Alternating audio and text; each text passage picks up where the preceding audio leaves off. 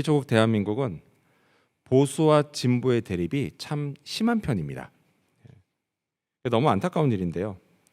그러다 보니까 보수와 진보가 뭘 함께 한다는 게 참 어려운 일입니다. 더욱이 똑같은 사안을 두고 각자의 목소리를 한 자리에서 나란히 내는 거, 이건 더더욱 어려운 일입니다. 지금은 상상하기 어려운 일이지만요.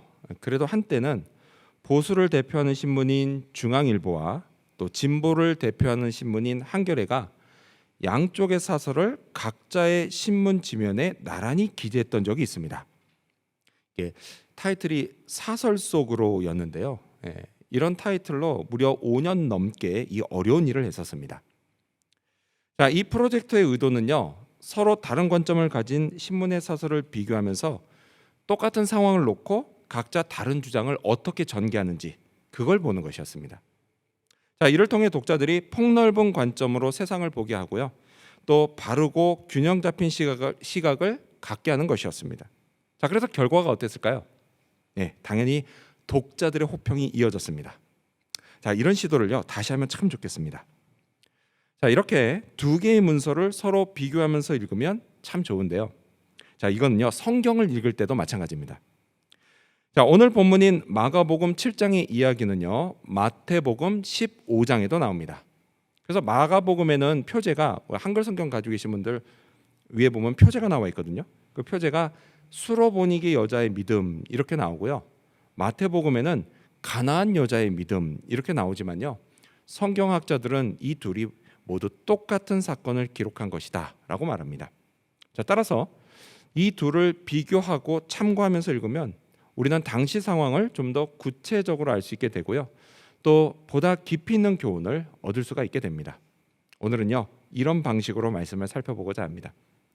자, 이 당시 예수님은요 갈릴리에서 매우 분주하게 사역을 하고 계셨습니다. 근데 그러던 어느 날 예수님이 갈릴리를 떠나서 두로로 가십니다. 마가복음 7장 24절을 보면요, 예수께서 일어나사 거기를 떠나 두로 지방으로 가서 한 집에 들어가 아무도 모르게 하시려 하나 숨길 수 없었더라 라고 기록합니다. 자, 아무도 모르게 하시려고 했다라는 걸 볼 때 예수님은 아무도 모르게 조용히 쉬려고 그곳에 가신 것 같습니다. 하지만요 그럴 수가 없었습니다. 왜냐? 어떻게 알았는지 한 여자가 소문을 듣고 찾아온 겁니다. 그리고 예수님 발 앞에 엎드립니다. 그녀는 귀신 들린 어린 딸을 둔 매우 불쌍한 여자였습니다. 자, 이렇게 의외의 만남이 시작됩니다. 자, 그렇다면 오늘은 이 여자와 예수님의 만남을 살펴보고자 합니다. 예수님은 이 여자를 어떻게 대하셨을까요? 이를 통해 알 수 있는 예수님은 과연 어떤 분이실까요? 오늘 본문인 마가복음 7장과 마태복음 15장의 기록을 함께 살펴보면서 우리가 얻어야 할 교훈을 알아보고자 합니다. 먼저 첫 번째로 예수님은 즉시 응답하지 않으신 분입니다.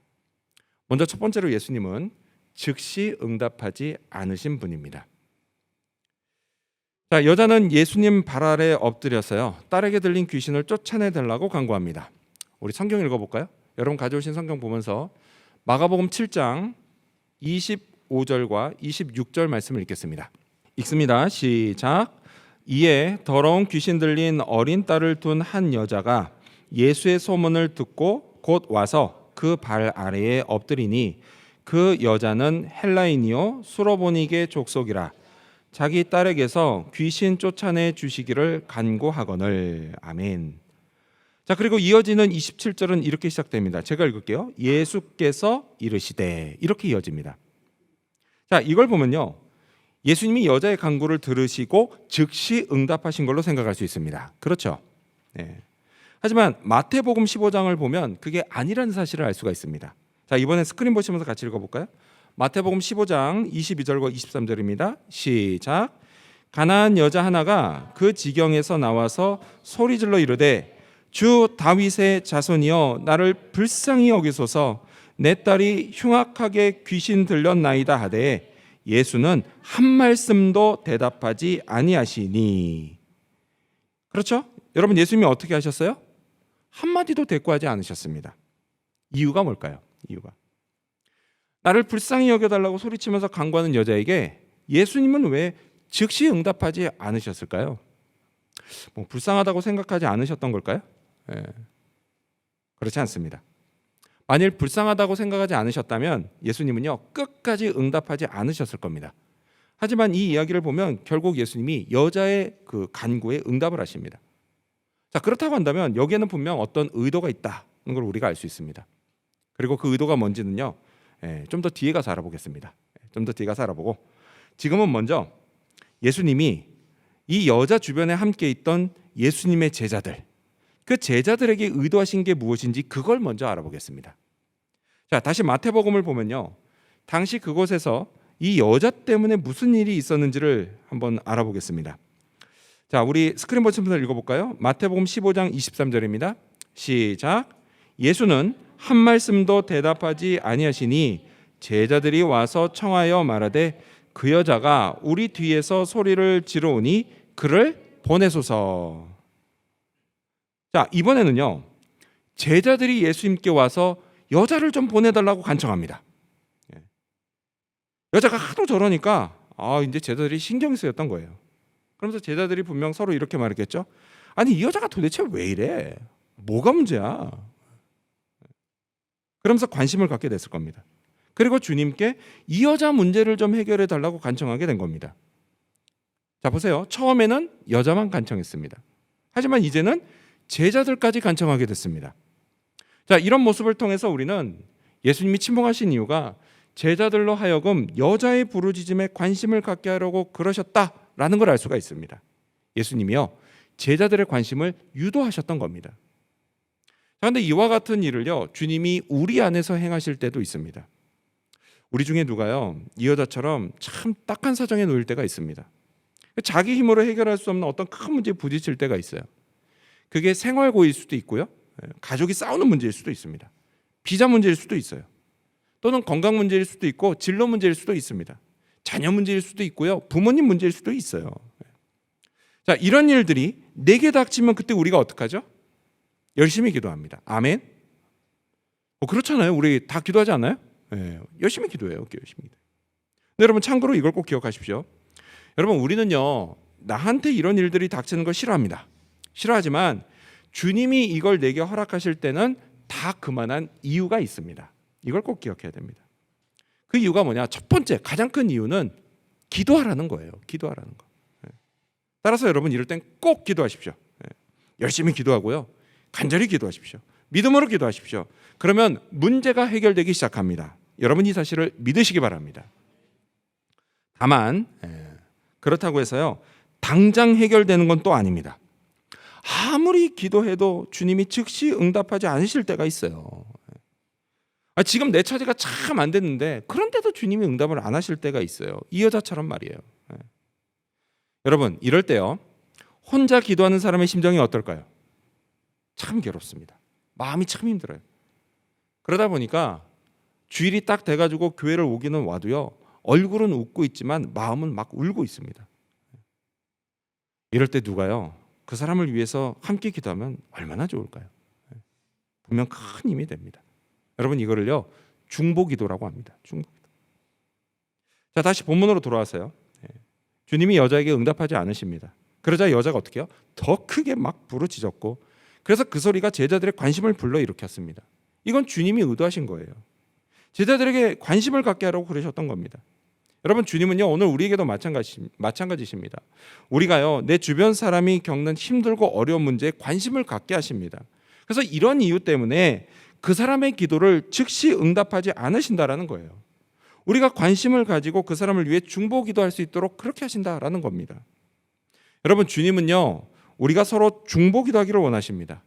그러니까 여러분 혹시 지금 내가 어떤 뭐 크고 어려운 일을 겪고 있다 그렇다고 한다면요 여러분 그걸 너무 숨기려고 하지 마시기 바랍니다. 여러분 옛말에요 아픈 건 남들에게 알리라고 했습니다. 왜 그래요? 왜 알려야 돼요? 다른 게 아니잖아요. 알려야 위로도 받고요 좋은 약도 얻을 수가 있는 거예요. 그래야 더 빨리 나을 수 있는 거예요. 여러분 기도 제목도 마찬가지입니다. 내 주변에요 나와 함께 기도할 수 있는 사람이 있다면요 알리십시오. 알리세요. 기도를 부탁하십시오. 그리고 여러분 자신도요 우리 교회와 교인들을 위해서 기도하십시오. 그러면요 주님이 응답하십니다. 힘들고 어려운 문제를 해결해 주십니다. 또 헤쳐나갈 수 있는 힘을 주십니다. 여러분, 이 사실을 믿고 함께 기도하기 바랍니다. 오늘날에는요, 우리 공동체 안에 있는 사람이라 할지라도요, 그 사람이 어떤 큰일을 당해도 모른 척하는 경우가 많습니다. 왜죠? 자기한테 직접 피해가 없으면 신경 쓰지 않는 거, 그게 지혜롭다라고 생각하기 때문에 그래요. 하지만 여러분, 만약에 하나님도 우리에게 그렇게 하시면 우리 어떻게 될까요? 우리가 무슨 큰일을 당했는데요, 하나님이 자기가 직접 피해 입는 게 아니니까 그냥 모른 척 하세요.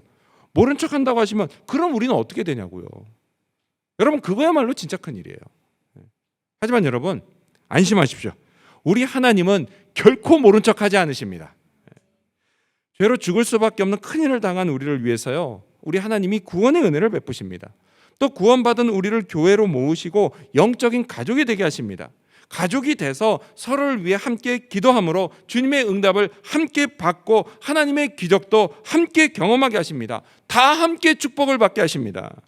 따라서 여러분, 우리가요, 서로에게 관심을 갖고 함께 기도하기 바랍니다. 이를 위해서요, 주일 소그룹 모임에서 자기 기도 제목을 나누고 함께 기도하기 바랍니다. 또 좀 집중해서 함께 기도하기를 원하신다면요, 매주 수요일 저녁 8시 30분에 줌으로 하는 중보기도 모임에서 교회와 교인들을 위해 함께 기도하기를 바랍니다. 여러분, 주님은요, 우리가 기도를 더하기를 원하십니다.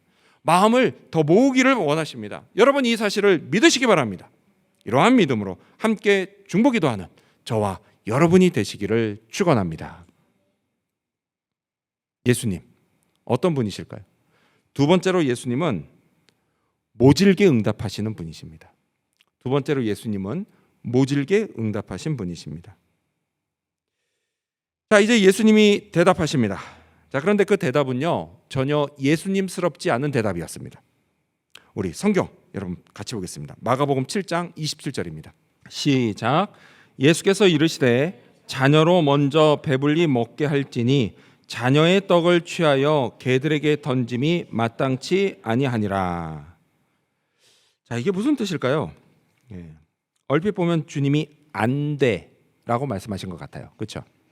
근데 여러분, 그 말보다도요, 먼저 지금 예수님이 하신 이 27절 말씀 중에서 개들, 이 개들은 뭘 뜻하는 걸까요?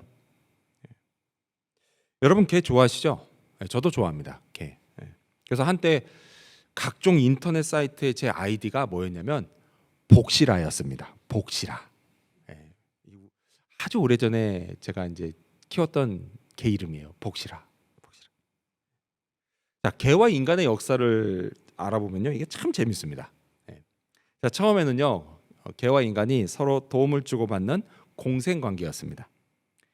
개는 이제 인간이 제공하는 안식처 그리고 먹이를 얻고요, 인간은 개의 그 천부적인 후각, 그 후각과 용맹함으로 그래서 사냥에서 도움을 받고 또 뭐 낯선 침입자로부터 보호를 받았습니다. 자, 근데 그러다가 세월이 흘러요. 세월이 흐르면서 점점 도시화가 진행됩니다. 그러니까 더 이상 사냥을 안 하게 됐죠. 자, 이러면서 서로 이런 도움을 주고받을 필요가 점점점 없어졌습니다. 자, 그래서 이제는 어떤 관계냐? 개와 인간이 이제는 공생 관계에서 친구 관계로 발전을 했다라는 거예요. 자, 이렇게 둘도 없이 좋은 관계인데요, 참 희한한 건 인간이 누굴 욕할 때 개자를 붙여서 욕할 때가 많다라는 겁니다. 근데 여러분, 이건요, 유대인들도 마찬가지였어요. 그들은 이방인을 경멸할 때요, 개라고 불렀습니다. 개. 자, 마가복음에는 이 여자가 헬라인 수로보니게 족속으로 기록되어 있습니다. 그렇죠? 자, 그리고 마태복음에는 가나안 여자로 기록되어 있어요. 여러분, 이거는 둘 다 뭐예요? 이방인을 뜻하는 겁니다. 자, 근데 이에 반해서 예수님은 유대인이었어요. 자, 따라서 그 이방인 여자를 개라고 부르실 수도 있었다라는 거예요. 하지만 그래도 그렇지, 그토록 사랑이 많고 인자하신 예수님이 어떻게 그 불쌍한 여자를 개라고 부를 수 있을까요? 이건 진짜 깜짝 놀랄 말씀이에요. 그런데 여러분, 더 깜짝 놀랄 사실은요, 제가 하나 알려드릴게요. 사실 개로 번역된 이 헬라어가 퀴나리오스인데요, 이걸 정확히 번역하면 개가 아닙니다. 개가 아니라 새끼개입니다. 차마 강대상에서요, 새끼와 개를, 이거 순서를 바꿔서 말하지 못하겠습니다. 예.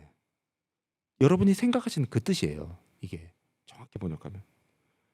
여러분, 이건요 개보다 훨씬 심한 말이에요. 훨씬 심한 욕이에요.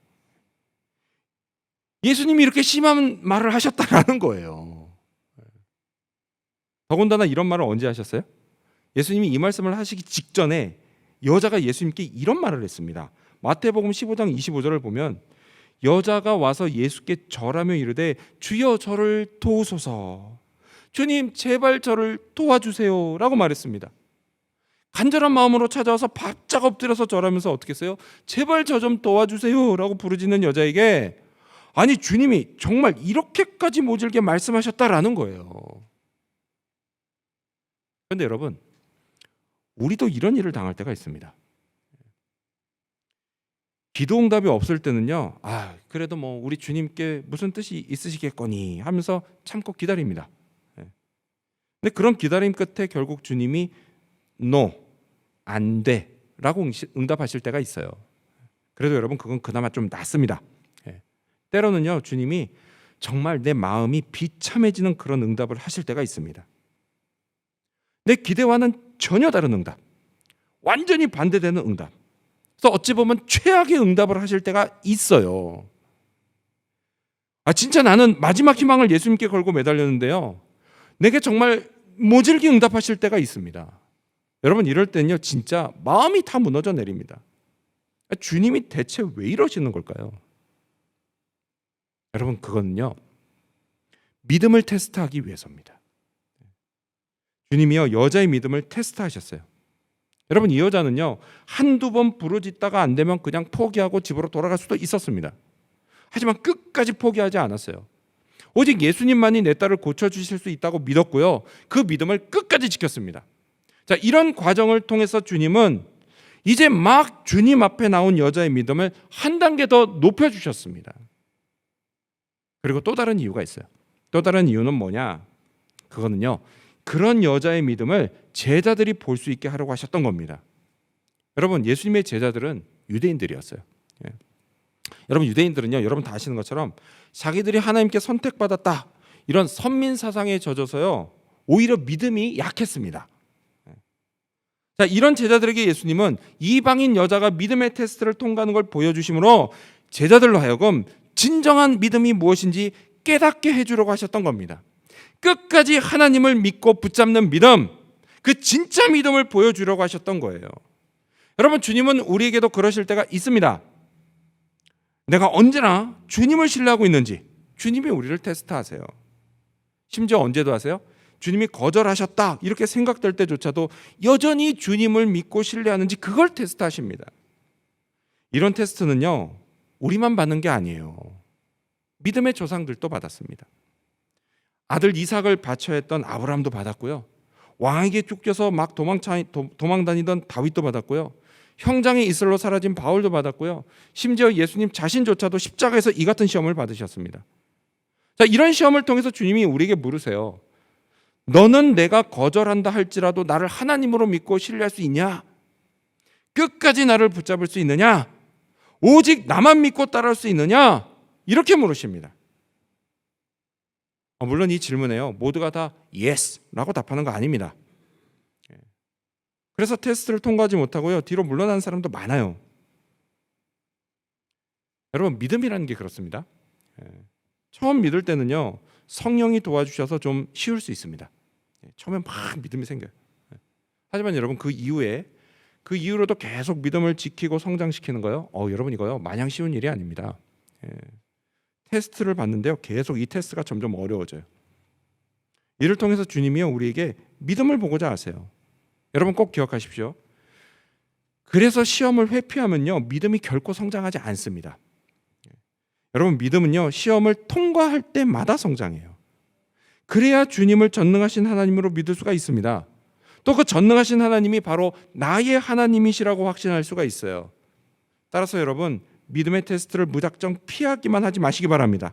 잘 받고 잘 통과하시기 바랍니다. 그렇다 하더라도요 여전히 테스트가 힘들고 어렵게만 느껴지십니까? 그럴 때는 예수님을 바라보십시오. 예수님 바라보세요. 여러분, 예수님도요 우리처럼 시험을 받으셨습니다. 어디서요? 십자가에서 받으셨어요. 여러분, 성경 히브리서는 우리에게 이렇게 말씀합니다. 히브리서 2장 18절을 보면 그가 예수 그리스도께서 시험을 받아 고난을 당하셨은즉 시험 받는 자들을 능히 도우실 수 있느니라. 아멘. 그렇습니다, 여러분. 시험을 먼저 받으신 예수님이 오늘 시험 받는 우리를 도우십니다. 고난을 먼저 당하신 예수님이 오늘 고난 당하는 우리를 도우십니다. 여러분, 이 주님의 도우심을 믿으시기 바랍니다. 확신하시기 바랍니다. 여러분, 주님은 언제나 우리 곁에 계십니다. 이 사실을 믿고 믿음의 테스트를 잘 받으시기 바랍니다. 그리고 이를 통해서 주님의 모진 응답에도 여전히 소망을 잃지 않고 끝까지 주님께 매달리는 저와 여러분이 되시기를 축원합니다. 오늘 이 의외의 만남을 통해서 우리가 알 수 있는 예수님 어떤 분일까요? 마지막 세 번째로 예수님은 믿음을 칭찬하신 분입니다. 마지막 세 번째로 예수님은 믿음을 칭찬하신 분입니다. 자, 이쯤 되면 궁금해지는 게 있습니다. 뭐냐? 그거는 여자가 주님께 이런 모진 말을 들었는데 그런데도 어떻게 끝까지 매달릴 수 있었느냐라는 거예요. 자, 이걸 알 수 있는 힌트가요, 실은 예수님이 하신 말씀에 있습니다. 27절 우리 다시 한번 읽어볼까요? 마가복음 7장 27절 시작. 예수께서 이르시되 자녀로 먼저 배불리 먹게 할지니 자녀의 떡을 취하여 개들에게 던짐이 마땅치 아니하니라. 아멘. 자, 이 말씀에 힌트가 있어요. 그게 뭘까요? 그건 바로 자녀로 먼저입니다. 자녀로 먼저. 자, 여기서 자녀는 유대인을 가리킵니다. 그리고 개들은 이방인들을 가리켜요.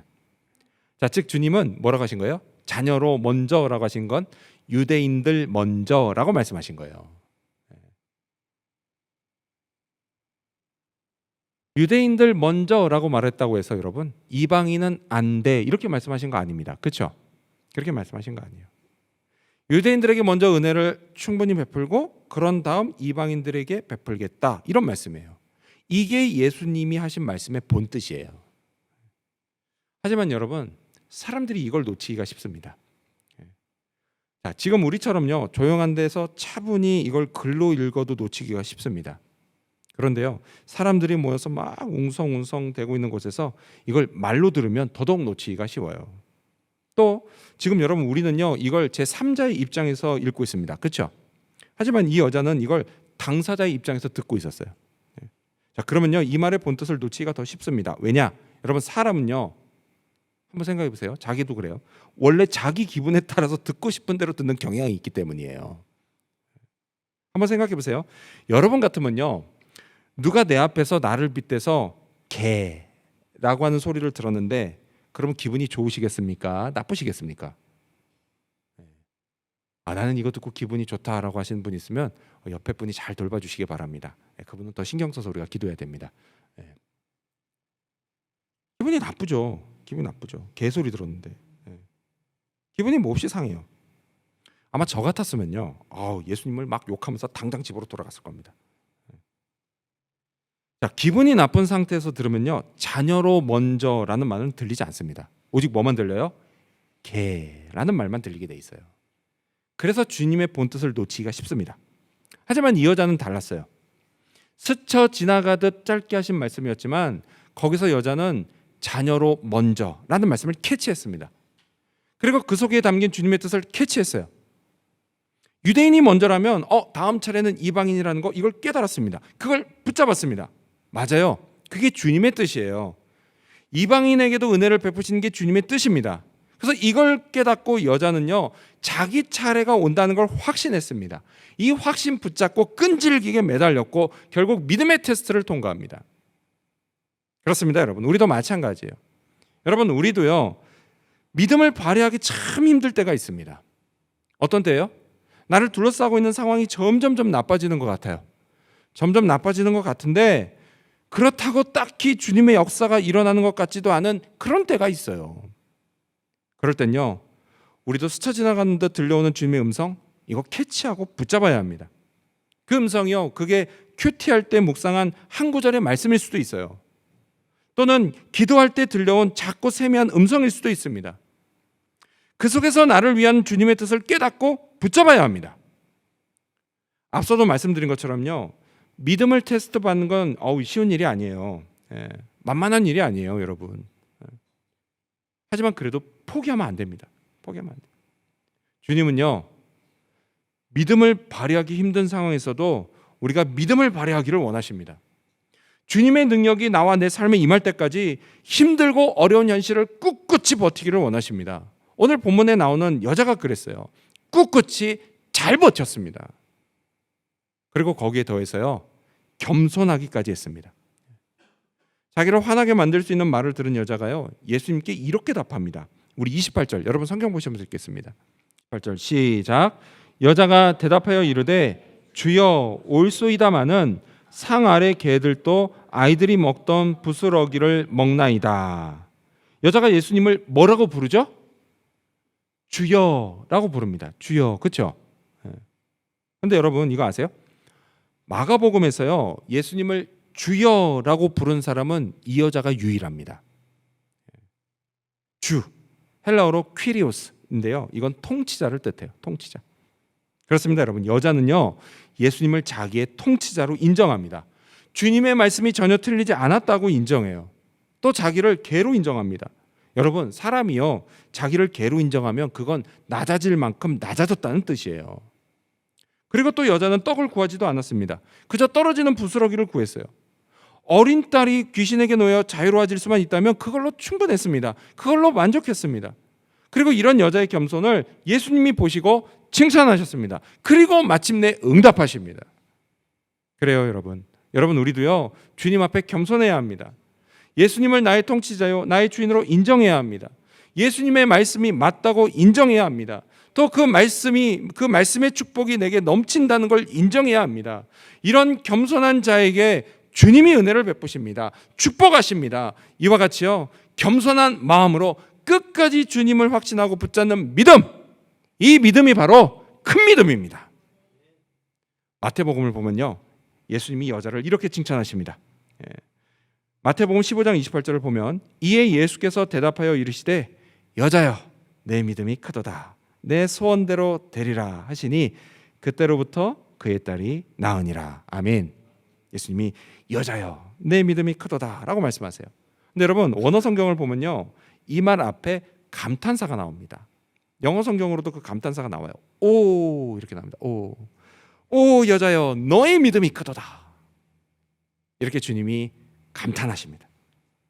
이거를요, 그 자리에 함께 있던 제자들이 봤어요. 그리고 주님은요, 오늘 우리도 보게 하십니다. 그렇습니다, 여러분. 비록 즉시 응답하지 않으신다 할지라도, 또 내 기대와는 전혀 다른 응답을 하신다 할지라도, 여러분, 우리는 예수님을 믿어야 합니다. 끝까지 붙잡고 의지해야 합니다. 그러면서 부스러기 같은 은혜라 할지라도 내게 임하기를 간절히 구해야 합니다. 이 역시 포기하지 말고 끝까지 구해야 합니다. 그리고 또 모든 상황을 주관하시는 주님의 전능하심과, 그리고 또 나의 갈 길을 누구보다 잘 알고 인도하시는 주님의 전지하심을 인정해야 합니다. 그것이 바로 주님이 감탄하시는 큰 믿음입니다. 저와 여러분이요, 이런 믿음의 사람이 되기를 바랍니다. 인내와 겸손으로 믿음의 시험 잘 통과하기를 바랍니다. 성숙해진 믿음으로 주님을 기쁘시게 하기를 바랍니다. 여러분, 우리는 할 수 있습니다. 아멘. 그런 믿음의 사람이 될 수 있습니다. 아멘. 나도 이런 믿음의 사람이 되겠다고 오늘 결단하십시오. 그러면 성령이 도와주십니다. 예수님이 이끄십니다. 하나님이 역사하십니다. 하루하루 나를 믿음의 사람으로 만들어 가십니다. 이 사실도 믿으시기 바랍니다. 이러한 믿음으로 살아가며 내 삶에 역사하시는 주님을 만나게 되는 저와 여러분, 그리고 우리 지구촌교회 모든 성도님들이 되시기를 주님의 이름으로 축원합니다. 기도하겠습니다.